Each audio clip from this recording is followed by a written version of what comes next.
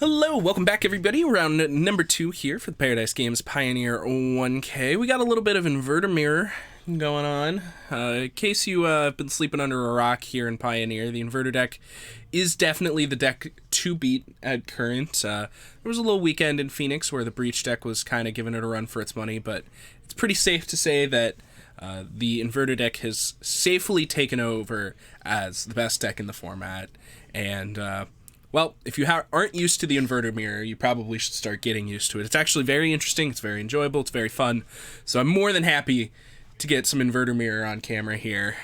Quick, early on into the tournament. What are really the key points of this Inverter Mirror? Why don't you talk to me, Dylan, a little bit about how you expect this to play out? All right. So I personally haven't played a lot of this Inverter Mirror, but my lord, is this deck really tough. It's really... the first thing you need to know about Inverter is it's really, really hard to both play and play against, and it's really, really fun to both play and play against, so... One thing about this Inverter Mirror is that it's going to be actually kind of hard. You have to be really patient with your combo. If you do it haphazardly or... at any wrong point, your opponent is playing some of the best interaction in the format. Yeah. For lots of hand attack. Yeah, lots of hand attack. Lots of, there's some counters. There's some counter spells in there. So you have to make sure the coast is clear, or you have a lot of ways to kill your opponent once you slam this inverter. Absolutely. Because the 6/6 body isn't killing your opponent. Yeah, and so we're going to see the early turns mostly be spent setting up. There's going to be lots of thought seizes back and forth. Did Jesse shock pass and not thought seize his opponent? He did. And then opt instead of thought seize was taken. Yeah, so I actually agree with both lines here from both players. So this matchup has a lot to do with, thought seizing key cards, and thought seizing a thought seize isn't super how the matchup plays out unless your hand is really good.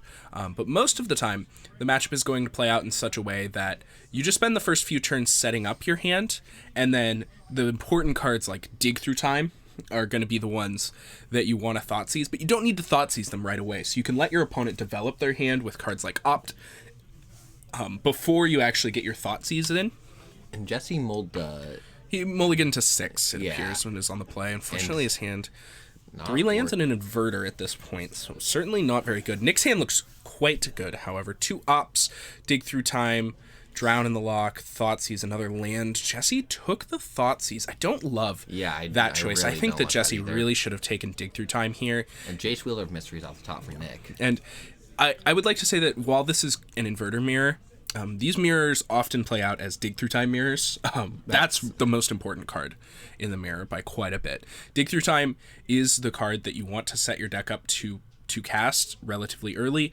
Usually the first player to resolve a Dig Through Time is going to be the player who ends up being very far ahead, and they're going to have the ability to set up that combo with the protection that they need. Now, obviously, in Thoughtseize mirrors, the top of your library is very important. Because players have the ability to take the good cards out of your hand.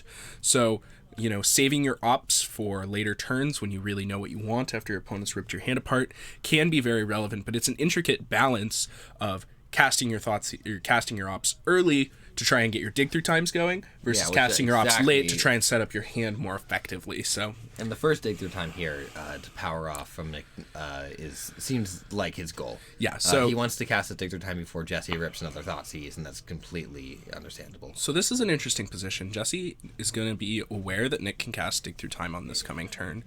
But he also could slam a Jace Wielder of Mysteries here of his own and start powering out the card advantage. I really think that needs to happen. I don't think there's any other way for Jesse to If Jesse passes and Nick calls the bluff and just casts the Dig Through Time here, Jesse's going to lose. So I think you just need... Right? There's 4 cards in his graveyard? I think there's 5, but I think could only be 4. Opt, Thoughtseize. Oh, okay. I think you're right. Yeah, my bad.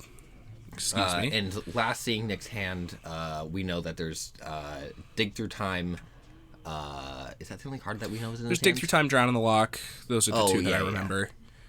And he's cast both the ops at this point, though I'm sure we can get a reasonable look. It looks as though he's picked up a Jace Wielder of Mysteries of his own as well. So this Jace will not get countered here. He's picked up another Dig Through Time as well, has Nick. So definitely interesting. Jesse looking to represent the combo. Wow. So Jesse is really going for it here. He's basically saying, you know, you've got a bunch of cards in your hand. You've got Dig Through Times. I've got none of that. This lets Jesse just untap and Jace resolves. Wins. Yeah, he's putting Nick to the test here. He's like, all right, you know, I know that you have a Drown in the Lock that can't counter Inverter of Truth. I only have 3 cards in my graveyard. I have this Jace that I know you can't counter, like, with this Drown in the Lock. So he's saying, I'm going to lose this game in the long run because you have Dig Through Time and I don't. You set up your Dig Through Time, so I'm going to try to win the game next turn. And this is a pretty heads-up play from Jesse. I actually really like it. So we'll see now if Nick is going to be able to piece together a way to not die on this turn. I don't think he is. I think he's dead. Yeah, I think he's dead. And there's exactly 3 cards in Jesse's library, which is the perfect number because otherwise Nick could, if there were 2, Nick could play the Jace and then mill Jesse, but if there were 4, he would get his Inverter countered by Drown in the Lock. So there had to be exactly 3 cards in Jesse's library. I love this deck so much. It's so sick. Yeah, so Jesse, with the starting hand, kind of looking he managed to get the Inverter into... And he took the Thoughtseize and left the Inverter in his hand, and it matters a lot now, because Nick was unable to strip that Inverter from his hand. The Inverter was off the top, right? Yeah, he drew the Inverter the turn he cast Thoughtseize, and then he Thoughtseized Nick's Thoughtseize. He says, you know what? I'm not going to win the long game anyway. I'm just going to hope to draw a win condition and jam. Sure enough, he ended up drawing the win condition, and I think he's going to win. Yeah, me too, because Nick just drew land off the top. Phenomenally well played here from Jesse, I think, honestly. I absolutely adore him recognizing the position he's in this game. We talked a lot about it being really risky to go for the combo and all that, but, like, Jesse, I think, correctly acknowledged that he was not going to win this game if he did nothing, and I very much agree. So I think that he took the only window he had to be able to get here. So casting Dig Through Time. Yeah, main phase of Dig Through Time here, and he's gonna die. Yeah, he's already played his land. He's just gotta hope. No way he can find a Thoughtseize. He's just gotta hope he doesn't have it, but obviously he does. And yeah, Jesse steals game 1 right from under Nick's nose, and I think that was a phenomenally played game. Yeah, that was excellent. That was a great line. Yeah, very impressive. The Jace line probably also would have gotten there. That's a lot of card advantage by that Jace, even 3 turns down the road. Yeah, the Jace line was good too, but this one was straightforward. Yeah, this one was very, very good. So I definitely, I mean, I talked a lot about, my inclination there was like, jam this Jace and hope that we can out-card advantage him over a little bit of a longer game. It's certainly more risk-averse, but Jesse took what he thought was the winning line, and it paid off really hard. Yeah, so really well. Very well played there. Let's take a look at the sideboards here. Obviously, we are playing a mirror, but the sideboards look relatively different. So Jesse's over here with a Hero's Downfall, a Negate, a Grafdigger's Cage, 2 Noxious Grasp, 2 Damping Sphere, 2 Mystical Dispute, 2 Jace Friend's Prodigy, a Cry the Carnarium, 2 Legion's End, and a Kalitas Trader of Get. What sounds good here? All right, these Jace Friend Prodigies look unreasonably attractive. Very much. I also am quite a fan of Mystical Dispute in this matchup. Certainly. All the blue spells matter. There are blue cards. This Negate, because countering Dig Through Times is a big deal. Yeah, there's going to be a lot more counter magic in the post-board games. I'm pretty into those 5 cards. I could be convinced on the Hero's Downfall as well. Yeah, I could be convinced on the Hero's Downfall, but if we're looking at trying to be minimalistic here, then just those 5 and I'd call it a day. Yeah, there's some argument to putting Legion's End in your deck because you're worried about opposing Pack Rat.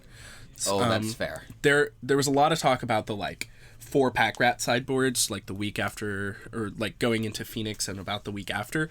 I think we'll notice here that neither player has any copies of Pack Rat in their sideboard, which a lot of people believe to be the best card post board in Mirror here. I've heard a lot about that. So having no Pack Rats between both these sideboards is a little surprising. Yeah, but I actually wouldn't be stunned to see a Legion's End, probably exactly 1 Legion's End in Jesse's deck post board to deal with precisely Pack Rat. But, All right, and from Delaney's side, we see some cards that are similar, but this is mostly a different sideboard. Yeah, so we see a Murderous Rider, 3 Mystical Dispute, an Ashiok, a Nightmare Reaver, a Liliana Last Hope, 2 Kalitas, 2 Legion's End, a Cry of the Carnarium, 1 Jace Friend's Prodigy, 2 Damping Sphere, and a Narset.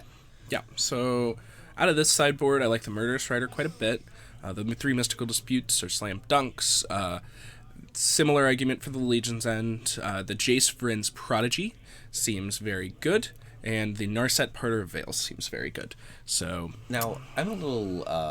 This is a little cutesy, but do we think Ashiok does anything in this matchup? Ashiok Nightmare Weaver is also excellent in this matchup. Yes. It's definitely what it's here for. So it both acts as a deterrent for your opponent comboing off because they have to have a lot more cards in their library to be able to do it. So it deters the turns that are like dig through time, all right, invert, like turn 7, like dig through time on end step, untap, like Thoughtseize, Inverter, Oracle kill you. Dig through time on turn 7.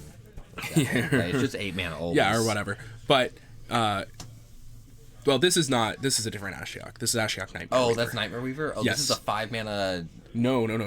This is the 3 mana Ashiok. Oh, that's that one. Pluses to exile 3 There's cards. so many Ashioks in Pioneer. So, also, there are actually very relevant creatures that you want to exile with Ashiok Nightmare Weaver. There aren't really creatures that are going to be able to attack the Ashiok. It's just going to basically plus indefinitely unless it gets taken off the board by something like a Hero's Downfall, or it gets, fought over on the stack. And finding extra Thassa's Oracles. If you get to put a Thassa's Oracle or an Inverter of Truth under the Ashiok, your kill pressure goes up by exponential amounts because you don't have to spend the mana on that creature. Yeah. You just get to minus put an Inverter into play and then have your hand be like Thassa's Oracle, Jace Thoughtseize or something like that, and then your opponent's just really, really dead. So dead. Like I've even seen games decided where an opponent's hand was like Thoughtseize, Mystical Dispute, negate, like Thought Erasure, and then they just like plus their Ashiok twice and hit like Inverter Oracle, and then they just like minused on Inverter. And then untapped and minused on Oracle. And they didn't actually ever cast either card. They were both their opponents, but they just won the game with them pretty handily, just with the Ashiok. And their hand was never and their hand to their opponents. And their hand was just, nothing but answers. So anyway, looks like players have finished sideboarding here, so Nick on the play, we're gonna shock pass, holding up this opt. Jesse's gonna shock and cast this Thoughtseize. Yeah, so it looks like turn 1 Thoughtseize here from Jesse's. Tells me that his hand is a little bit more proactive than the last one. A pretty good looking hand here from Nick. We've got an Opt, a Fabled Passage, a Drowned Catacomb, Jace Wielder of Mysteries, Mystical Dispute, and a Thassa's Oracle. So, this Dispute can get out of here, right? This Dispute is the most likely card that Jesse will take, but depending on the context of his hand, I could easily see an argument made for Opt or Jace Wielder of Mysteries here as well. I think the only card that's likely never getting taken here is Thassa's Oracle. Yeah, I can't imagine Jesse sees that as a line. Mystical Dispute coming out of there. Mystical Dispute is the one, and Nick gonna go ahead and fire off an Opt here on the end step. He'll take a look at that top card, see if he wants it. Taking a look at Jesse's hand here, looks pretty good. He's got an Inverter of Truth and a Thassa's Oracle in his hand, as well as a Thought Erasure for next turn, I believe. I'm not sure. Another Mystical Dispute off the top. That's what he got off his Opt, and then he untapped and drew another Opt. Yeah. So his hand exactly the same. Actually, completely Thoughtseize proof. This is absurd. Always had it. This is the exact. So I've made jokes about players having to beat like these exact 7 cards before. Well, it was 2 weeks ago on stream when Jesse was on Amulet and did exactly that. Yes, yeah. He's like, no. You got to beat these 7. Like these are the 7 cards in this game. You have to beat these. Like. So we'll now see what Jesse wants to do here. Looks like it's just land and pass. So next, firing off another Opt here before sacking this Fabled Passage. Ooh, Jesse's got the nice tech of Ipnu Rivulet in his hand here. That card is insane in this matchup. Yeah, it's a land that's going to allow him to mill either player 4 cards, basically at any point, and it's really good in the mirror here. So it's definitely some tech. You pay the price for it sometimes when you have like Choke Estuaries in your deck. That can be a little awkward, and also if you have to tap it for blue and pay a life against like a mono red deck, you're going to feel pretty bad, but it's certainly going to look very good this game. So he's probably feeling pretty happy about that right now. It's actually so hard for Nick to go off with like needing 4 extra cards in this deck, really. Yeah, you need 4 extra cards in your deck. Also, if you're, threatening to go off with like, if you cast an Inverter with say 2 cards in your deck or whatever, you can just mill them in response and put 4 more cards in their deck so that they aren't able to win the game that turn with Oracle or Jace, which is also very relevant. So, it's not a game ender or anything, but it is just one of those awkward pieces that's going to make comboing off much more awkward for Nick And that really is the story of the hate cards for the Inverter deck, which I think, going off on a small tangent here, is one of the biggest reasons why it's so dominant, is because all of the like hate cards for traditional combo decks, you look at the Breach deck, you're like, okay, well, rest in peace. They can't win the game while that's in play. Damping Sphere, you can't win the game while it's in play. And there's no card in the game that really is as good at shutting down Inverter as any of those are. The closest is Gideon of the Trials. That card's very good. But that's as close as it gets, and you can still attack that card. You just play your 6/6 and pass, and they're like, it's big. Yeah, and you usually need to set up board states where you play 2 copies of Inverter of Truth to be able to avoid the Jace Plus. But like, you can do that. It's awkward, and you really have to set it up. But like, awkward and has to be set up is the description I'm giving you for the best hate card in the format for the deck, right? Like, it doesn't just shut it off or anything. So, varying degrees of awkward are the best hate pieces you can get against this deck. And, that really is one of the reasons why I think that this deck is so fun to play and so fun to play against, is because varying degrees of awkward are, they really take away the feel bad combo feel of decks. Like, you're like, well, I can beat whatever hate card you throw at me if I just play better. So, all right, let's So back into the game. Is going very bad for Jesse. He casts a Thought Rager on Nick. Nick casts a Mystical Dispute on it. Untaps. Thought seizes Jesse. And Jesse's hand is just 3 lands Inverter Oracle. Yeah, absolutely. So I think that... So Jesse needing to rip hot to stand I think that Nick's probably just going to take the Inverter here. Takes the the Oracle. Now that one's interesting. This opens Jesse up to the line of casting Inverter and trying to win with the cards Oracle, he has. Yeah. And his deck is going to be Thoughtseize, Thought Erasure, Thassa's Oracle, if he just slams Inverter of Truth here. Actually, is it... That seems completely fine to me. Yeah, it seems really good, honestly. Yeah. It's the 3 cards again, so like we're playing around. Just does it. We're playing around Mystical Dispute. It has the sensor. Yeah, wow. We're playing around Mystical Dispute. We're playing around Drown in the Lock. We're playing around Jace Wielder of Mysteries. We don't get to play around Censor with this line. That's one of the ones that we can get got by. But Censor has mostly been phased out of the deck at this point. It's not super common, so I like Jesse's line here once again. I super do. I think it was good. Nick is putting 7 cards in his deck. He has a Jace Wielder of Mysteries in his hand, but he's got 3 turns till he kills Jesse. 2? Well, there's very notably 2 ops and a Censor. Oh, that's fair. In this deck. So he's gonna untap and play Jace, and then untap and win the game for sure. That's fair. And Jesse's hand with 3 lands means that it's going to be pretty bad. And obviously, he's got 7 cards. That is enough cards here. So there's 2 problems here. First problem, Jesse's going to die to attacks for 7 here on multiple turns, far before Nick even needs to go for the kill. Right. You're right. Nick can just draw, attack, go. Draw, attack, go. And, there's 7 cards in his library. He's drawing to 6 cards in his library. That's plenty, even with the Ipnu Rivulet. He could play Jace even and play the Jace and tick it up on Jesse and just attack him for 7 and attack him for 7 and try to... Absolutely. Try just the beat plan. Yeah, absolutely. Not even care for the combo. So, we'll see what Jesse's plan is here. Jesse drew a Jace Wielder of Mysteries on this turn, so that's an interesting one. I wonder what Jesse's going to do with this. You definitely can't plus on Nick, right? Like, you're just asking to die if that's your line, right? So, Nick's... Yeah, that's true. I mean, he has an Oracle in hand. Yeah, you'll put Nick to 4 cards when he draws, and like that means you're dead to Thassa's Oracle. So, wow, he actually plussed on Nick. Wow. Yeah. Oh, he drew Thoughtseize. Oh wow. Wait a second. Is the game over? Wait a second. And then Nick's gonna draw for turn. That puts him to only 4 cards in library. Jace can die to this Inverter. Yeah, but he's only got 4 cards in his deck. Now Jesse can just mill him out on his turn. Oh yeah, from the Ipnu Rivulet. Because he just thought he's like an absolute champion. Oh my god. So Jesse's life total apparently is at 12, not 18. Oh, okay. I don't think that matters. But I think Jesse might have just mega stole this game. Yeah, for the 2nd time in a row. Oh my lord. Good morning. How are you doing? Thank you for tuning in. This is sick. We just watched Jesse. I think we just watched Jesse just absolutely steal back-to-back games. Yeah. I didn't get a catch at the card Nick drew. I don't think it matters. And I think if it was Thassa's Oracle, we'd see it. And I don't think he has Thassa's Oracle. Yeah. I mean, Jesse's just going to sacrifice the Ipnu Rivulet and fill him out. All right. Lord. So That was a nice Thoughtseize. Yeah. That was a nice Miser's Thoughtseize off the. Of course you mill him. Thoughtseize is the top card. You don't want to mill it. Yeah. Of course you mill him. So How could you mill yourself? You gotta mill him. When Thoughtseize is the top card of your library, you don't want to mill that one. Yeah. That's the best one. It's the line. We have to rip Thoughtseize off the top, take his win con, and then like untap Ifnir. Jesse saw it. Yes, of course. It's so obvious. Yeah. When Thoughtseize is the top card, of course you mill him. Duh. Like, it's so good. Okay.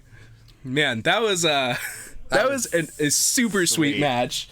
I'm very into that one. So man, I hyped up these inverter mirrors, and then, that one did not disappoint. Yeah, I love this deck. So there's some there's a little bit of varying opinions on the validity of this deck or whether it should be in the format, but I think that I'm very, very happy that this deck exists, and matches like that are definitely one of the reasons. So